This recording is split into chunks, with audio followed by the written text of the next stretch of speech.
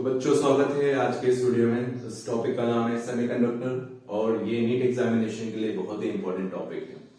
Semiconductor होता क्या है, जैसे कि जो मटेरियल का नाम है वो अपने आप में बताता है कि इसकी कुछ प्रॉपर्टीज हैं, इलेक्ट्रिकल प्रॉपर्टीज, जो कि इंसुलेटर और कंडक्टर के बीच में लाइज करती है। तो मैं इसको इस तरह से डिफाइन कर सकता हूँ कि semiconductor is material whose electrical properties like conductivity and resistivity is lies in between insulator and conductor। इसको फर्दर डिफाइन करने के लिए हम समझते हैं कि कंडक्टिविटी और रेजिस्टिविटी के बीच में रिलेशन क्या है। तो कंडक्टिविटी को हम डिफाइन करते हैं यहाँ पे। कंडक्टिविटी जो वर्ड है, जो प्रॉपर्टी है मटेरियल की, उसको हम डिफाइन करते हैं यहाँ पे सिग्मा नोटेशन से, और उसकी जो डायमेंशन होती है वो होती है महो मिलीमीटर महो मीटर इनवर्स या सीमेंस मीटर इनवर्स, ये डायमेंशन है यहाँ पे। बात करते हैं, हम लोग जानते भी हैं कि जो सिग्मा है वो कंडक्टिविटी, जो सिग्मा है कंडक्टिविटी है, और ये रेजिस्टिविटी का रेसिप्रोकल है। रेजिस्टिविटी को हम डिफाइन करते हैं यहाँ पे रो से, और रो की जो यूनिट होती है वो होती है rho and its dimension is ohm metre. और ये रेजिस्टिविटी है मटेरियल की। किसी भी मटेरियल को डिफाइन करना हो उसके रेजिस्टिविटी के सेंस में तो हम यहाँ पे नोटेशन यूज करेंगे रो। अब फर्दर यहाँ पे डिटेल में हम समझते हैं कि मटेरियल की जो रेजिस्टिविटी है वो स्पेसिफिक अलग अलग मटेरियल के लिए उसके रेंज क्या है, ताकि थोड़ा सा क्लियरिटी आए समझने में यहाँ पे। तो सबसे पहले हम यहाँ समझने की कोशिश करेंगे कि रेजिस्टिविटी की डिफरेंट मटेरियल्स के लिए रेंज क्या है। सबसे पहले हम यहाँ पे बात करेंगे कंडक्टर के लिए कि कंडक्टर जो मटेरियल है, जो कंडक्टर है, इसके सबसे बेस्ट एग्जाम्पल है मेटल। और मेटल में आप लेके चल सकते हो सिल्वर, आप लेके चल सकते हो कॉपर, एल्यूमिनियम, उसके अलावा गोल्ड, ये सारे एग्जाम्पल्स है जो हम लेके चल सकते हैं। अब कंडक्टर के केस में बात करें कि रेजिस्टिविटी की रेंज क्या है, कौन से रेंज में रेजिस्टिविटी लाई करती है। यहाँ पे जो रेजिस्टिविटी की रेंज है इस केस में वो है 10⁻² to 10⁻8 ohm meter. This is the resistivity range of conductor. Now, in case of semiconductor,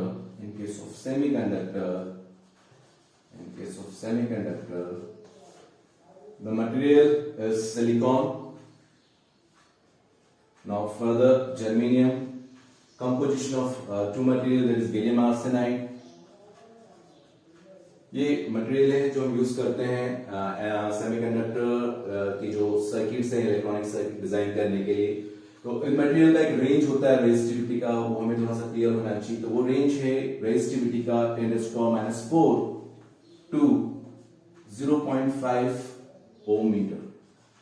ये स्पेसिफिक इसलिए लिखा है रेंज, काफी जो ऑथर्स हैं इसको डिफाइन करते हैं 10⁻⁴ to +10⁻⁴, लेकिन स्पेसिफिक बात करें तो ये रेंज 0.5 ओम मीटर तक है यहाँ पे।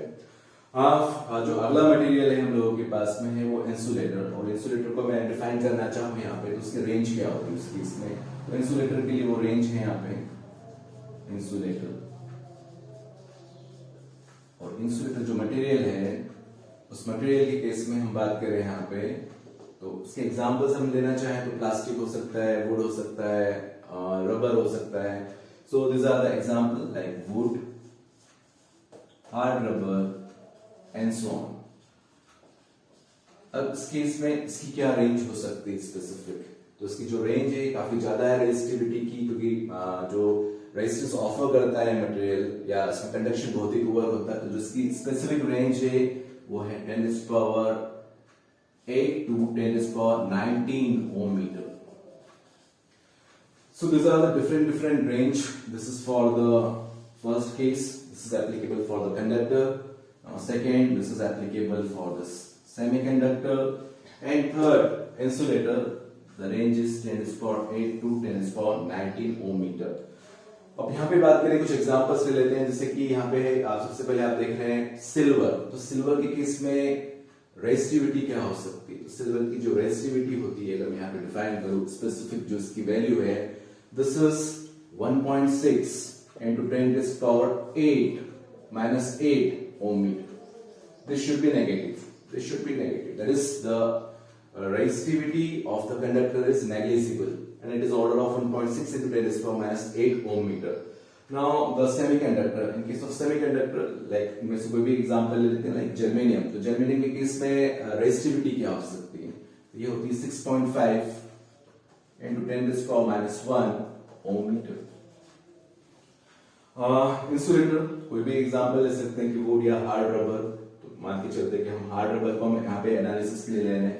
तो हार्ड रबर के केस में जो रेजिस्टिविटी की जो रेंज होगी, यहाँ पे स्पेसिफिक वैल्यू होगी. इस रेंज के अंदर जो स्पेसिफिक वैल्यू है वो है यहाँ पे 1.7 into 10⁻⁻, this should be plus 11. 1.7 into 10⁻11 ohm meter. So this should be positive side. Higher resistivity of the material offered by the insulator. So these are the analysis for the in terms of resistivity of different material. अब बच्चों further semiconductor के concept को हमें समझना है, तो उसके लिए हम यूज करते हैं energy band diagram. Energy band diagram से काफी क्लियरिटी आती है. ये इतना क्लियर नहीं है. ये एक रेंज है जो बताता है कि सेमीकंडक्टर, कंडक्टर और इंसुलेटर के बीच में कहीं यहाँ पे डिफाइन किया जा सकता है.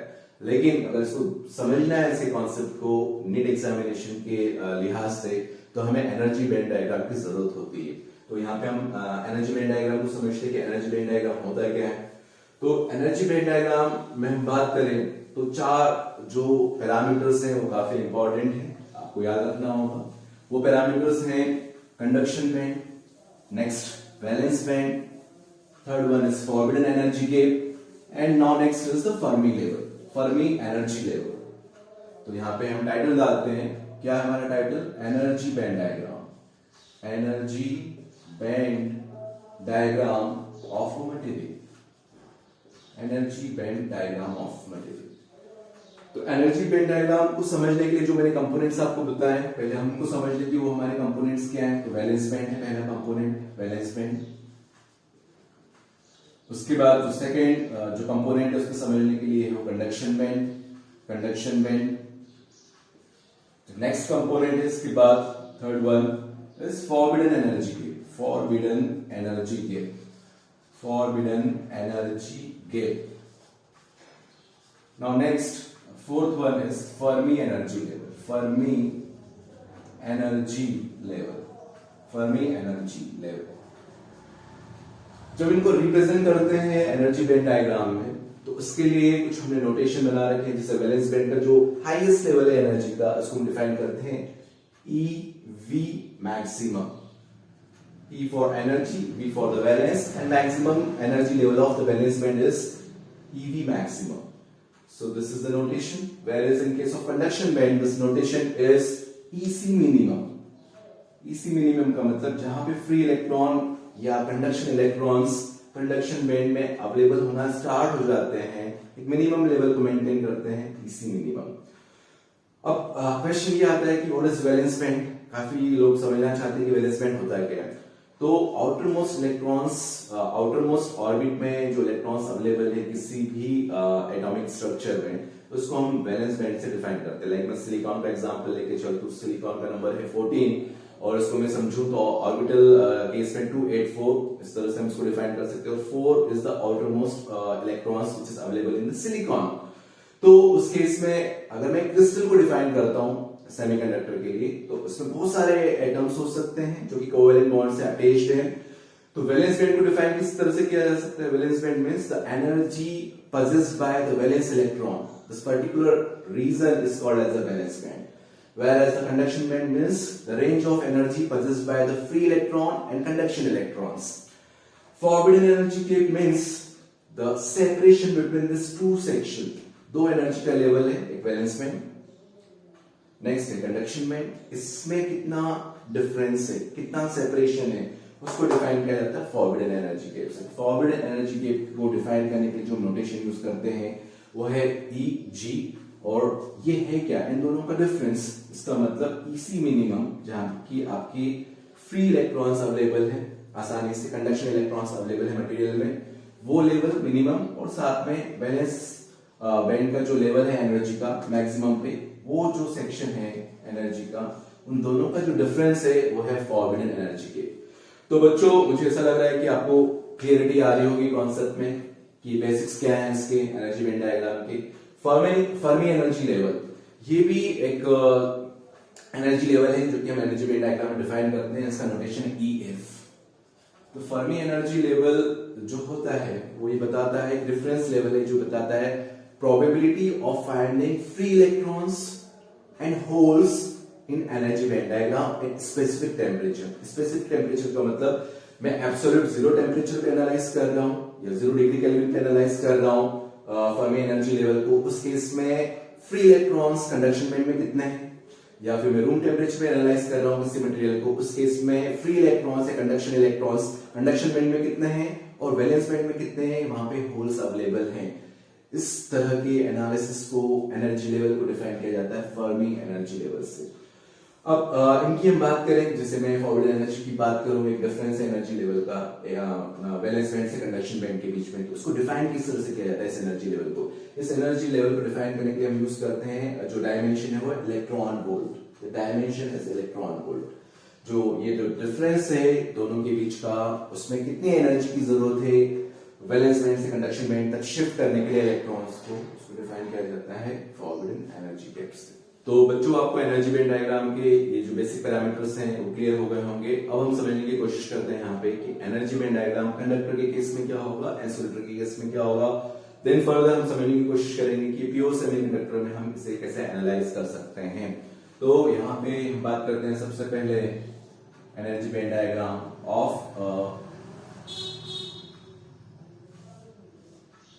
कंडक्टर। यहां पे वैलेंस बैंड के लिए मैं जो नोटेशन यूज कर रहा हूं वो एब्रिवेटेड फॉर्म में है वैलेंस बैंड।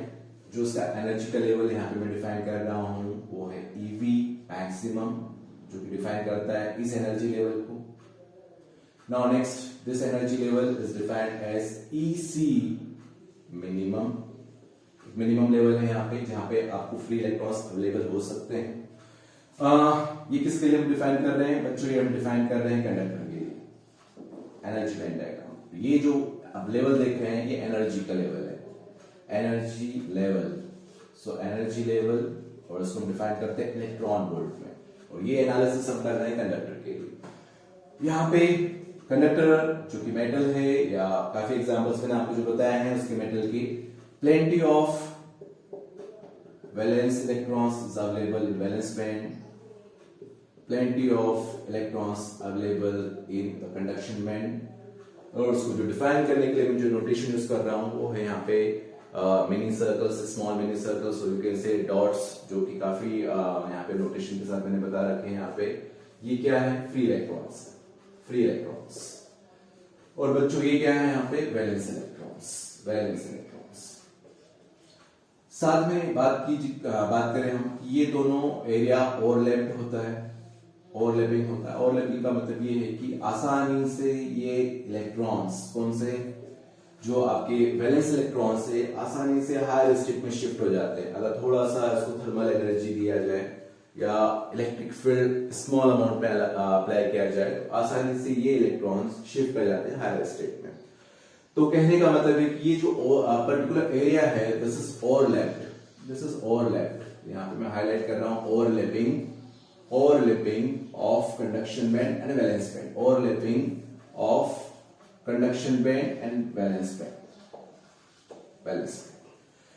साथ में कंडक्टर के लिए हमें क्या एग्जाम के लिए ध्यान में रखने वाली बातें हैं। कंडक्टर में एक चीज ये होती है कि आप टेम्परेचर इंक्रीज करते हो। सपोज ये मेरे पास एक कंडक्टर है and suppose I am going to increase the temperature across it, I am raising the temperature across this conductor. At this case the resistance of this material is going to increase. At the same time resistivity is also going to increase, but the conductivity of the material is going to decrease.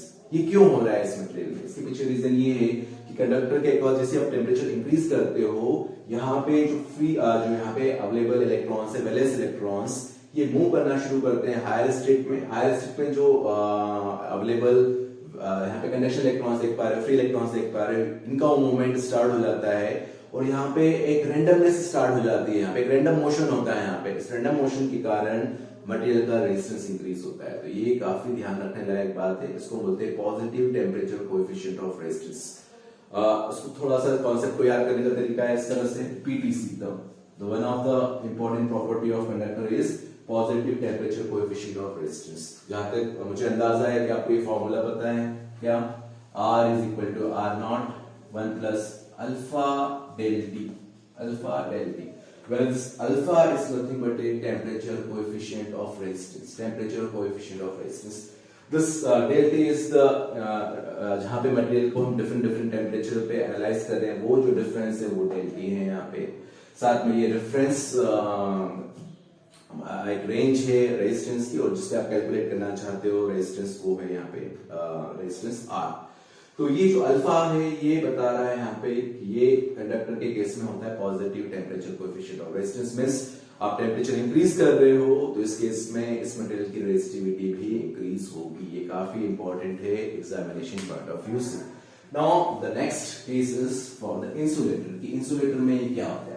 साथ में एक बात और याद रखने लायक है conductor में, वो ये है कि जो सेपरेशन है वैलेंस बैंड और कंडक्शन बैंड का, जिसको मैं डिफाइन कर रहा था फॉरबिडन एनर्जी गेप से, वो फॉरबिडन एनर्जी गेप कंडक्टर के केस में जो ये लेवल होता है फॉरबिडन एनर्जी गेप का, वो होता है it is close to 0 volt. Means आपको क्या याद रखना है जो कंडक्टर से रिलेटेड है, फिर से यहाँ पे मेंशन कर देते हैं। कंडक्टर से रिलेटेड दो पॉइंट बहुत इंपॉर्टेंट है। The first one is Eg, that is the separation between valence band and conduction band.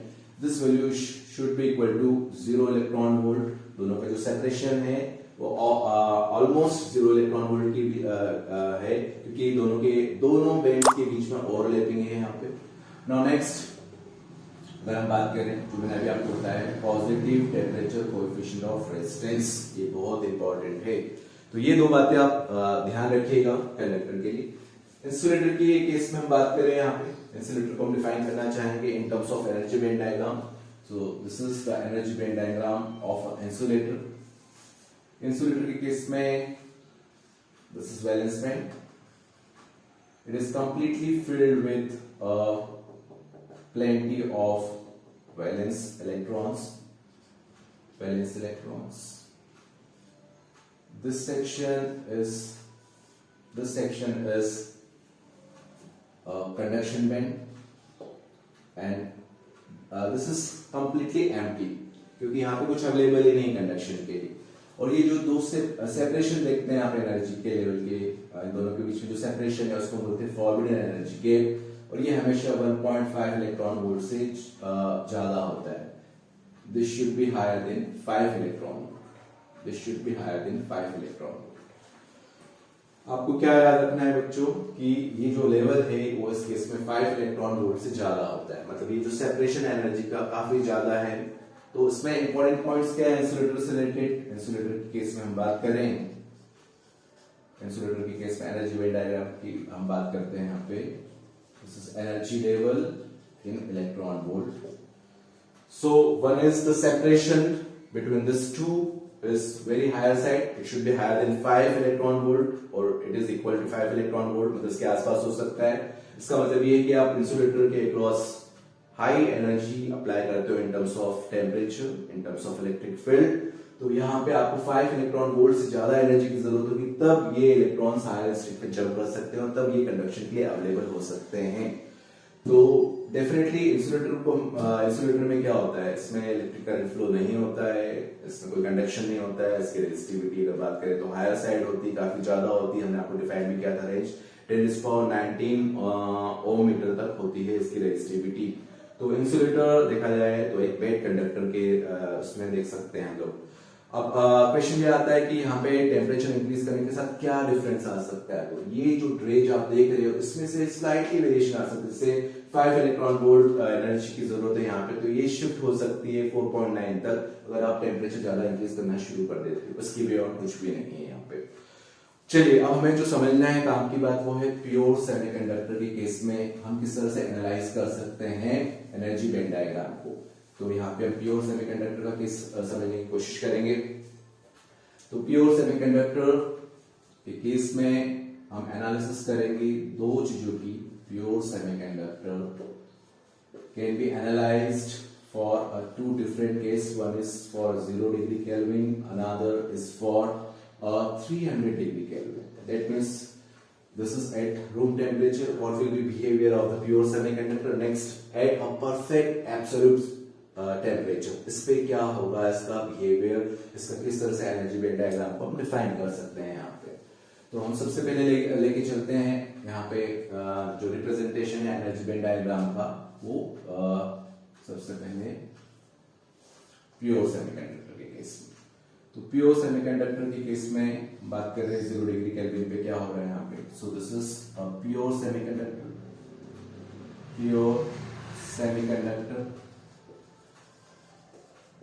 at 0 degree Kelvin.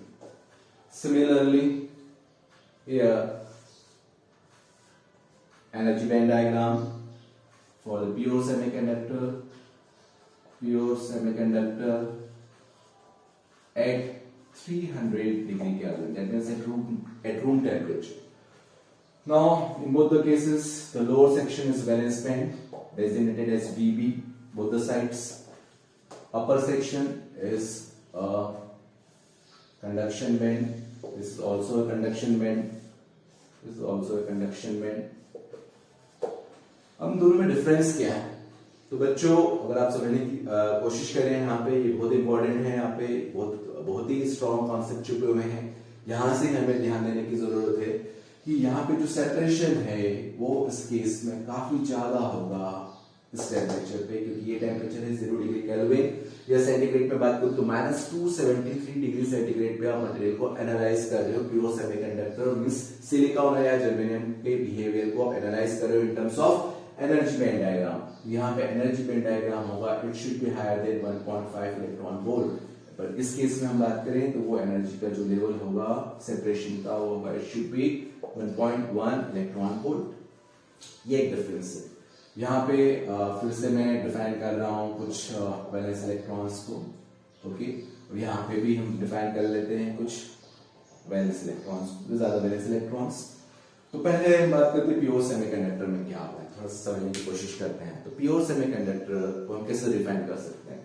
तो सेमीकंडक्टर की एक इंपॉर्टेंट प्रॉपर्टी होती है negative temperature coefficient of resistance. यहाँ पे मैं मेंशन कर देता हूँ, जो इंपॉर्टेंट प्रॉपर्टी है वो क्या है, negative temperature coefficient of resistance, जो कि मैंने थोड़ी देर पहले डिफाइन किया था अल्फा से। तो होता क्या है, जब सेमीकंडक्टर के अक्रॉस टेम्परेचर इंक्रीज करते हो, प्योर सेमीकंडक्टर के अक्रॉस टेम्परेचर इंक्रीज करते हो, तो इसका जो रेजिस्टेंस है वो डिक्रीज होना शुरू करता है। लेकिन अलग अलग टेम्परेचर पे इसका बिहेवियर अलग अलग है। अब आप क्या कर रहे हो, प्योर सेमीकंडक्टर का एनालाइज कर रहे हो 0 डिग्री केल्विन या -273 डिग्री सेंटीग्रेड, मतलब आपने काफी टेम्परेचर डाउन कर दिया है। जब टेम्परेचर डाउन करेंगे तो इसका रेजिस्टिविटी क्या होगा, इंक्रीज होना शुरू कर देगा। रेजिस्टिविटी इंक्रीज होगा मतलब सेपरेशन इंक्रीज हो रहा है। इसका मतलब कोई भी इलेक्ट्रॉन्स हायर स्टेट पे जंप नहीं कर पाएगा यहाँ पे। और ये material pure semiconductor behaves like a virtual insulator, behaves like a insulator. Virtually इसलिए बोल रहा हूं कि है तो प्योर सेमीकंडक्टर, लेकिन इसका बिहेवियर एक इंसुलेटर की तरह हो रहा है यहाँ पे। इसमें कंडक्टिविटी बिल्कुल भी नहीं है यहाँ पे, इसमें कोई कंडक्शन नहीं हो रहा है क्योंकि कंडक्शन इलेक्ट्रॉन्स अवेलेबल नहीं। इसका मतलब फर्मी लेवल यहाँ पे क्या होगा, ये जो लेवल है ये फर्मी लेवल को डिफाइन करता है। यहाँ पे फर्मी लेवल का मतलब ये है कि यहाँ पे मैक्सिमम जो इलेक्ट्रॉन्स अवेलेबल हैं वो उसका डायरेक्शन किस तरफ है, वैलेंस बैंड के यहाँ पे है। यहाँ पे वैलेंस बैंड के पास में हाईएस्ट जो अवेलेबल इलेक्ट्रॉन्स है वो यहाँ पे। तो फर्मी लेवल क्या बता रहा है, probability of finding a electrons, but it is towards a valence band यहाँ पे ये, ओके।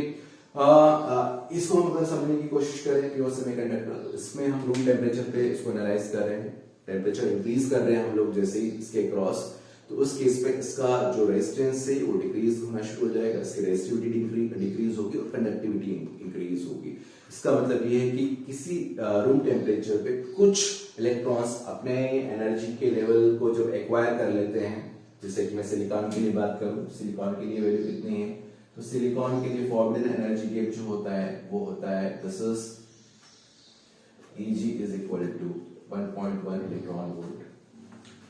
जर्मेनियम के लिए हम बात करें, ये वैल्यू होती है फॉर्मूला एनर्जी गैप की 0.7 इलेक्ट्रॉन वोल्ट। और गैलियम आर्सेनाइड उसके लिए ये वैल्यू होती है, this value is 1.5 electron volt. So this value you have to remember. So थोड़ा सा करेक्ट कर लेते हैं, this value is 1.4 electron volt. So this value you have to remember for the NET examination purpose कि ये value differ करती है अलग अलग मटेरियल के ऊपर। अब इसमें हो क्या है, जैसे आपने टेम्परेचर काफी इंक्रीज किया, आप टेम्परेचर पे प्योर सेमीकंडक्टर को एनालाइज कर रहे हो, तो कुछ वैलेंस इलेक्ट्रॉन सफिशिएंट एनर्जी के साथ हायर स्टेट में शिफ्ट हो जाते हैं यहाँ पे। और ये कहाँ अवेलेबल हो रहे हैं, यहाँ पे कंडक्शन बैंड में अवेलेबल हो रहे हैं।